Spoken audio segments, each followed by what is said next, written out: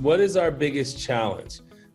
We thought that it would be finding property owners that were interested in turning renters into stakeholders. And that wasn't a challenge at all. We're getting tons of owners reaching out every day to talk about this and explore.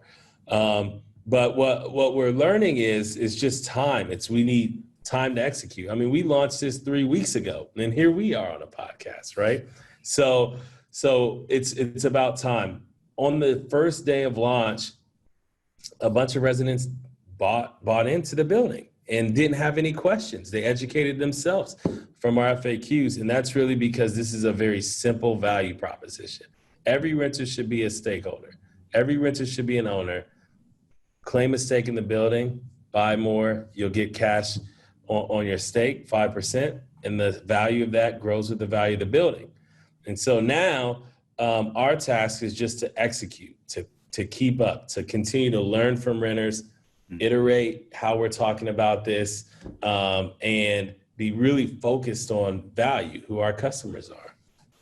Now, when you put that, let's say 10 people this afternoon give you a call and say, we want you in our building. That's now $1 million, right? If 100 people come to you, well, that's $10 million. So you've got to have the cash in order to be able to fund the investment in each one of these properties. How are you capitalizing that? Is that something that you have individual finance for, or as like, how are you financing? Are you crowdfunding that? How are you doing that? It's a venture-backed technology business. And so the first few deals, we're going to work with partners. We're going to be very selective about who we work with. But we fortunately, we're not fundraising. We're well capitalized. Long-term at scale, there's a lot of different options for financing those projects. It's a profitable deal. We can handle that. There are some owners who've reached out who don't want capital up front.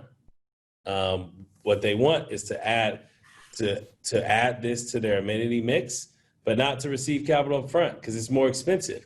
If you receive it's actually more expensive if we advance you the capital and you have to start paying 6% day one, plus our per door fees higher. So there's a lot of owners are going to do this without needing an advance of capital. They're just going to create a pool and sell it to renters. And they're going to tap into your app. That's the value you're going to do. Yeah. So anybody can call. If 10 owners called us and we didn't want to advance that many deals at once, if we chose not to, we could say, great, just implement it, pay the per door fee and let renters buy into this pool. You'll just set the cap, let's say at $100,000. We could do as many deals we can do infinite amount of those deals.